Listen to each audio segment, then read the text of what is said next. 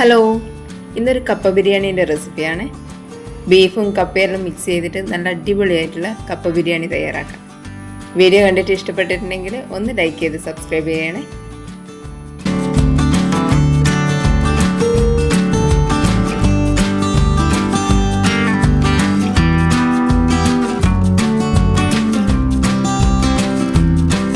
ഇത് ഉണ്ടാക്കാൻ വേണ്ടിയിട്ട് ആദ്യം കപ്പ വേവിച്ചെടുക്കണം. അതിന് വേണ്ടിയിട്ട് ഒരു പാത്രത്തിൽ കുറച്ച് വെള്ളം വെച്ചിട്ടുണ്ട്. അതൊന്ന് തിളച്ച് വരുന്ന സമയത്ത് നമ്മൾ അരിഞ്ഞ് വെച്ചിട്ടുള്ള കപ്പ ഇതിൻ്റെ അകത്തേക്ക് ചേർത്ത് കൊടുക്കാം.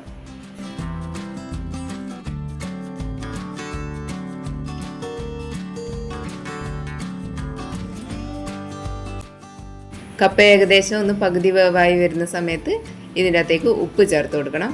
ഉപ്പ് ആദ്യം തന്നെ ചേർത്ത് കൊടുത്താൽ കപ്പ വേഗം സമയമെടുക്കും. അതുകൊണ്ട് പകുതി വേവായി കഴിഞ്ഞാൽ ഇതിൻ്റെ അകത്തേക്ക് ആവശ്യമായിട്ടുള്ള ഉപ്പ് ചേർത്ത് കൊടുക്കുക.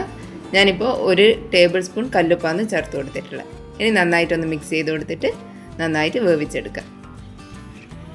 കപ്പ ബിരിയാണി എല്ലാം ഉണ്ടാക്കാൻ വേണ്ടിയിട്ട് നന്നായി വെന്ത് വരുന്ന കപ്പ ഉപയോഗിച്ചാലാണ് നല്ല ടേസ്റ്റ് ഉണ്ടാവുക.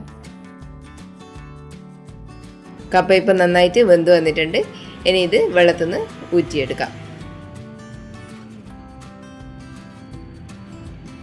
ഇനി ബീഫ് വേവിക്കാൻ വേണ്ടിയിട്ട് വെക്കണം. അതിന് ഇതുപോലത്തെ ഒരു കുക്കർ എടുത്തിട്ടുണ്ട്. അതിൻ്റെ അകത്തേക്ക് 2 ടേബിൾ സ്പൂൺ ഓയിൽ ഒഴിച്ച് കൊടുക്കുന്നുണ്ട്. ഇനി ഇതിൻ്റെ അകത്തേക്ക് കുറച്ച് കടുക് ഇട്ട് കൊടുക്കുക. കടുക് നന്നായിട്ട് പൊട്ടി വരുന്ന സമയത്ത് ഇഞ്ചിയും വെളുത്തുള്ളിയും പച്ചമുളകും കൂടി ചതച്ചെടുത്തത് ചേർത്ത് കൊടുക്കുന്നുണ്ട്. ഇനി ഇതെണ്ണ കിടന്ന് മൂത്ത് വരുന്നവരെ ഒന്ന് വഴറ്റി കൊടുക്കുക. അതിന് ശേഷം അതിൻ്റെ അകത്തേക്ക് ഒരു 10-20 ചെറിയ ഉള്ളി ചേർത്ത് കൊടുക്കുക. ചെറിയ ഉള്ളി കൂടി ചേർത്തിട്ട് ഒന്ന് വഴറ്റി കൊടുക്കുക.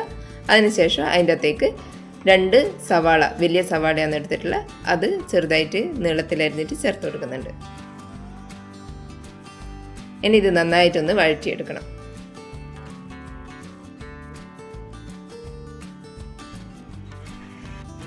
ഉള്ളിയെല്ലാം ഏകദേശം നന്നായിട്ടൊന്ന് വഴണ്ടി വരുന്ന സമയത്ത് ഇതിൻ്റെ അകത്തേക്ക് 1/2 ടേബിൾ സ്പൂൺ ഉപ്പ് ചേർത്ത് കൊടുക്കുന്നുണ്ട്. പിന്നെ 2 ടേബിൾ സ്പൂണ് കാശ്മീരി മുളക് പൊടി ചേർത്ത് കൊടുക്കുന്നുണ്ട്.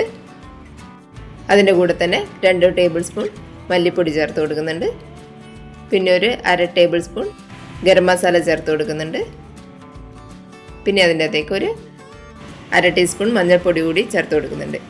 ഇനി ഈ പൊടീൻ്റെ പച്ചക്കുത്തല മാറുന്നവരെ ഒന്ന് നന്നായിട്ട് വഴറ്റി കൊടുക്കുക.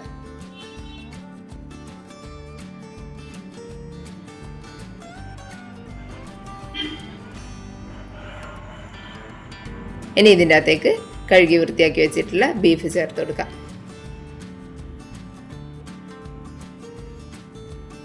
ഇനി ഈ മസാലയെല്ലാം ബീഫിൻ്റെ അകത്തൊന്ന് പിടിച്ചു വരുന്നവരെ നന്നായിട്ടൊന്ന് മിക്സ് ചെയ്ത് കൊടുക്കുക.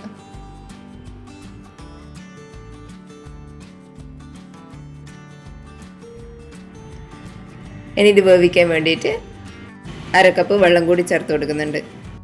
ബീഫ് വേവിക്കുന്ന സമയത്ത് എന്തായാലും അതിൻ്റെ അകത്തുനിന്ന് നന്നായിട്ട് വെള്ളം ഇറങ്ങി വരും. പക്ഷേ ഇത് നമ്മൾ കപ്പയായിട്ട് മിക്സ് ചെയ്യുന്ന സമയത്ത് കുറച്ച് കുഴഞ്ഞിരിക്കണ്ടെങ്കിൽ ബീഫ് വേവിക്കുമ്പോൾ തന്നെ അതിൻ്റെ അകത്ത് വെള്ളം കൂടി ചേർത്തിട്ട് വേവിച്ചെടുക്കുന്നതായിരിക്കും നല്ലത്. ഇനി ഇതൊരു 6-7 വിസിൽ വരുന്നവരെ ഒന്ന് വേവിച്ചെടുക്കാം. ഇനി വേറെ ഒരു പാൻ എടുത്തിട്ടുണ്ട്. അതിൻ്റെ അകത്തേക്ക് 2 ടേബിൾ സ്പൂൺ ഓയിൽ ഒഴിച്ച് കൊടുക്കുന്നുണ്ട്. അതിൻ്റെ അകത്തേക്ക് കുറച്ച് തേങ്ങാക്കൊത്ത് ചേർത്ത് കൊടുക്കുക. തേങ്ങാക്കൊത്തൊന്ന് കളറ് മാറുന്നവരെ ഒന്ന് വഴറ്റി കൊടുക്കുക. ഇനി അതിൻ്റെ അകത്തേക്ക് ചിരകിയ തേങ്ങ കൂടി ചേർത്ത് കൊടുക്കുക. ഇനി ഇത് നന്നായിട്ട് വറുത്തെടുക്കണം. കളറെല്ലാം നന്നായിട്ട് മാറി വരുന്നവരെ ഒന്ന് വറുത്തെടുക്കാം.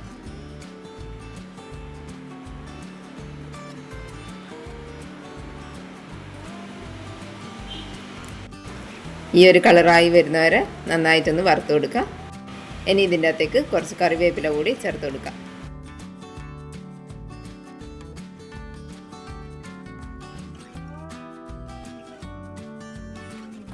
ഇനി നമ്മൾ കപ്പ ബിരിയാണി ഉണ്ടാക്കാൻ വേണ്ടിയിട്ട് ഇതേപോലെ ഒരു പാത്രം എടുത്തിട്ടുണ്ട്. അതിൻ്റെ അകത്തേക്ക് നമ്മൾ വേവിച്ച് വെച്ച കപ്പ ചേർത്ത് കൊടുക്കാം. ഇനി ഈ കപ്പയിലോട്ട് നമ്മൾ വേവിച്ച് വെച്ചിട്ടുള്ള ബീഫ് കൂടി ചേർത്ത് കൊടുക്കാം. ഇനി അതിൻ്റെ അകത്തേക്ക് വറുത്ത് വെച്ചിട്ടുള്ള തേങ്ങ ചേർത്ത് കൊടുക്കാം.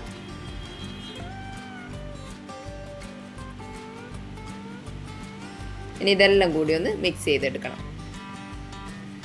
മിക്സ് ചെയ്യുന്നതിൻ്റെ കൂടെ തന്നെ കപ്പ നന്നായിട്ടൊന്ന് ഉടച്ചു കൊടുക്കണം. കപ്പയും ബീഫും കൂടി നന്നായിട്ടൊന്ന് മിക്സ് ചെയ്തിട്ട് വരണം. അതിന് വേണ്ടിയിട്ട് കപ്പ സ്പൂൺ വെച്ചിട്ട് തന്നെ നന്നായിട്ടൊന്ന് ഉടച്ചു കൊടുക്കണം. ഇനി ഇതിൻ്റെ അകത്തേക്ക് കുറച്ച് മല്ലിയിലയും കറിവേപ്പിലയും കൂടി ചേർത്ത് കൊടുക്കാം.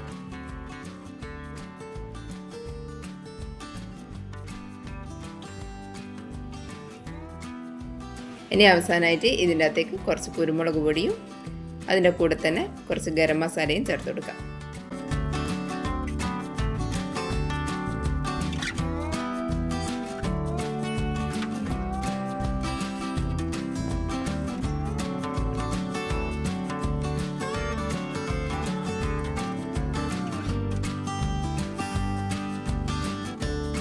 നല്ല അടിപൊളിയായിട്ടുള്ള കപ്പ ബിരിയാണി റെഡി ആയിട്ടുണ്ട്.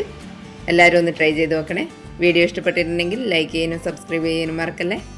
താങ്ക്